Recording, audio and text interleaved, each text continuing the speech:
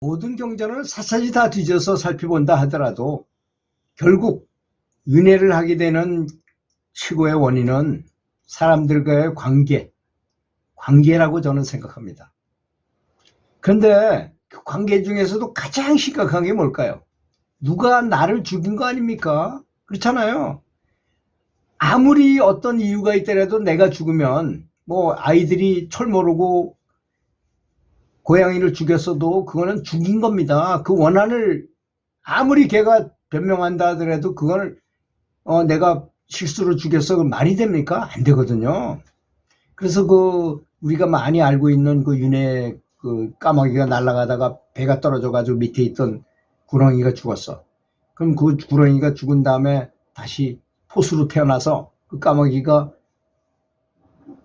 멧돼지로 태어난 걸 보고 그 가서 또 죽여. 그래가지고 이게 계속 윤회가 반복된다는 거 아니겠습니까? 그렇게 계속 서로 원수 갚는 것으로 나타나기 때문에. 그러니까 내가 죽인 거보다 더 괴로운 건 없는 거예요. 그러니까 제가 채식을 해라 하면 그걸 그저 건강을 위해서 채식하라는가 보다 이런 게 아닙니다. 사실 내가 먹고 내가 죽이지 않는데 난 고기만 먹었다? 그 죄를 면한다고요? 그렇지 않습니다. 고기는 몸도 나쁘게 만들고 암의 원인이기도 해요. WHO라는 세계보건기구에서도 붉은 고기는 암의 원인이다. 발암물질이라고 말했어요. 그러면 가장 좋은 방법은 고기같이 맛있게 만드는 요새 대체육이라는 게 꽤 있잖아요. 그죠? 맛은 약간 떨어지지만 요리를 잘하면 비슷한 맛을 낼 수 있습니다. 그런 아주 잘하는 전문 채식 요리 식당에 한번 가보세요. 정말 맛도 좋고 전혀 동물을 죽이지 않는 그런 원한이 섞이지 않는 그런 음식을 먹을 수 있습니다. 그리고 영양도 균형을 다 맞출 수 있어요. 충분히. 그럼에도 불구하고 다른 사람들이 먹는 사실 재벌이나 이런 아주 돈도 많고 행복하게 지금 살 수 있는 사람이 오래 살기 위해서 하는 사람들 보면요. 제 친구도 홍콩에 있는 재벌이 한 명 있는데 1조 원 이상의 돈이. 그러니까 뭐 이미 돈에 대한 근심은 다 없어졌죠. 그 친구하고 이제 고등학교 동기라서 만나가지고 이제 같이 식사하고 뭐 그 친구가 초대해서 한번 가보기도 했는데 대방동 어느 부분에 가서 이렇게 뭐 안가 같은 데 가서 뭘 식사를 했는데 아니 밥을 요만큼을 떠주는 거야. 배가 고파가지고 우리는 끝나고 나서 누룽지도 뭐 없어요. 그 재벌들이 먹는 그 식당이 그 모양이더라고요. 아주 소식을 하는 거죠, 그 친구들은.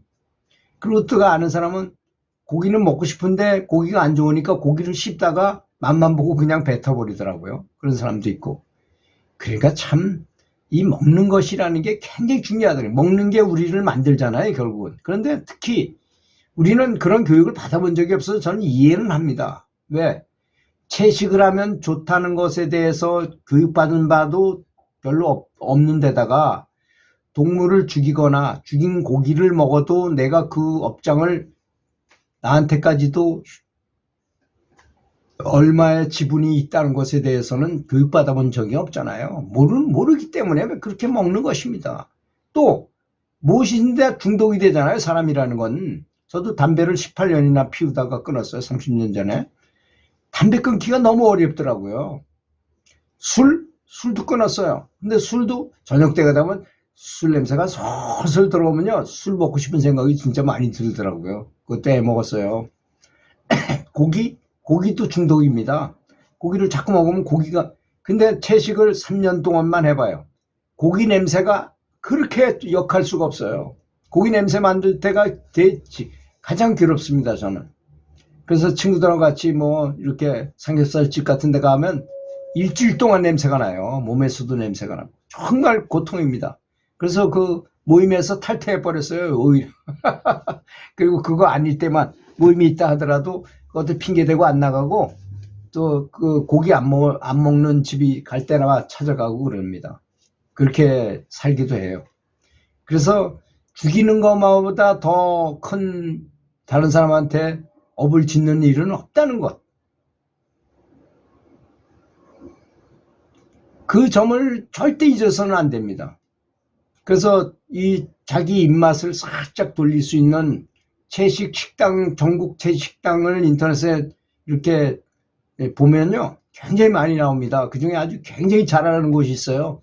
여기 보면 고기가 완전히 뭐 통닭 같은 것도 채식으로 만들고요, 계란도 만들 뿐더러 갈비 같은 것도 만들고 삼겹살 같은 것도 만들고, 또 요리, 채식 요리 중에서도 영양가 높고 맛도 좋고 한 것이 너무나 많습니다. 오히려 더 고급 요리는 다 채식 요리예요, 사실은. 그렇게 채식 요리를 하시면 죄도 안 짓죠, 몸도 건강해지죠, 암의 걱정이 뚝 떨어지잖아요. 아무리 내가 돈이 많고 하더라도 암에 걸리면 고통스럽잖아요. 고칠 수 있다 하더라도 언제 또 전이가 될지 그런 거 알 수 없어요. 그리고 살생이라는 것은 반드시 남을 죽이거나 고기를 먹어야만 살생도 아닙니다. 남을 괴롭혔어, 말로 괴롭혔어, 멸시하거나 무시하거나 다른 사람이 하는 걸 자유를 억압하거나 이런 것들 또 다 살생에 들어가는 겁니다. 넓은 의미에서. 그것도 원수가 앞으로 나타나요. 제가 예전에도 한번 말씀드린 적이 있었는데, 어떤 사람이, 어떤 여장부 같은 그 여자 사장님이 자꾸 가위가 눌려. 그래서 영안이 열린 사람 보고 나 좀 살려달라 그러니까 가서 이렇게 보니까 그 어떤 남자가 배 위에 올라타가지고 목을 그렇게 졸리고 있더라는 것입니다. 그래서 이렇게 생긴 사람이 누구냐 물어보니까 그게 바로 죽은 남편이라는 거야. 그 남편과의 관계에 무슨 일이 있었냐 그랬더니 남편은 꽁생원이랍니다. 아주 몸도 약하고 성격도 소심하고 해가지고 이 부인이 정권을 휘둘리면서 사업해가지고 성공도 하고 남편을 너무나 개무시한 거야. 너무나 억압하고 막 그래가지고 이 사람이 죽어서 가지 못하고 원수 갚으려고 거기 와가지고 그 여자한테 달려드는 거였었어요. 그래가지고 이제 그 참에 기도를 하고 그 영가를 위해서 너무나 노력을 하니까 나중에 이제 천도돼서 그 가위 눌림은 없어졌다고는 했는데 바로 그런 것입니다. 우리는 죽인 것만 죄고 나머지는 죄가 아닌 줄 생각해요. 다른 사람을 험담을 했다든지. 다른 사람이 괜히 엄한 자기가 따지 관여 안 해도 될 것까지 어느 정도 이렇게 봐가지고 자기하고 완벽하게 너무나 영향을 준다거나 이런 거 이외에는 그냥 나무 넘어가세요. 여러분의 부모님도 다 고기 먹었고요. 여러분의 형제 자매들도 다 고기 먹는 사람이 있어요. 그런 사람들까지 다 내가 강제로 한다고요? 그게 되지 않습니다. 저도 집안에서 제 아내는 고기 먹고 아내가 먹으니까 자식들도 어떻게 할 수가 없어요. 그리고 채식을 너무 강조하다 보니까 오히려 역으로 이 사람들이 역공을 해. 그래가지고 채식 소리만 나오면 그냥 쌍심지를 들고 이렇게 나서가지고 굉장히 참여하고 있습니다. 지금 오히려 너무 채식 안 하는 사람에 대한 강요하거나 그 사람들의 권리를 너무 뺏으려고 그렇게 하는 것도 죄악이구나라는 생각까지 하게 됐습니다. 그러니까 융통성 있게 해야 된다. 스승님조차도 만약에 어떤 거지가 배가 고파서 죽으려고 그러는데 지금 채식 요리가 어디 있습니까? 그럴 때는 고기 햄버거 사다가 주신다는 거 아닙니까? 그러니까 사람이 융통성이 있어야 되는 거거든요. 융통성이 너무 많아도 안 되지만 너무 없어도 안 된다는 것이 상황에 맞게 상황에 따라서 이렇게 자연스럽게 나가야지. 한 사람이 뭘 하는데 사실 자기 스스로를 들여다보는 진정한 수행자는요, 남을 볼 시간도 없어요. 남의 비리를 따질 시간이 없어요. 내 내부의 마음이 다 쏠려 있기 때문에 다른 쪽에서 무슨 일이 벌어진다? 다른 사람이 나한테 혼담을 한다 한들 내 소리 잘 들리지도 않아. 들려봐야 그냥 허망한 소리로 들려. 아무것도 아니야. 내 마음을 흔들 수가 없어요, 결국은. 또 다른 사람이 잘못한 걸 본다 하더라도 그냥 죽고 나면 다 헛개비. 하다못해 이휘예수라는 우리나라 최고의 소설가도 그러면 글을 썼잖아요. 근심 걱정에 대해서 숙고해 보니까 다 헛개비더라. 지나면 다 아무것도 아닌 거 가지고 괜히 근심 걱정하고 허수아비함에게 불과한 걸 가지고 그렇게 근심하는 거 있더라. 사람들이 그렇게 살고 있는데 참 한심하다.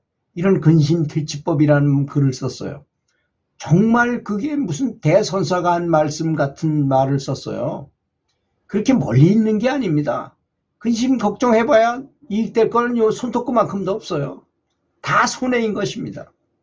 그래서 정말로 행복한 삶은 자기 스스로가 만들어내는 겁니다. 늘 행복하고 자비로운 마음으로 연불하시기 바라겠습니다. 잘 되시길 기도하겠습니다. 들어주셔서 감사합니다.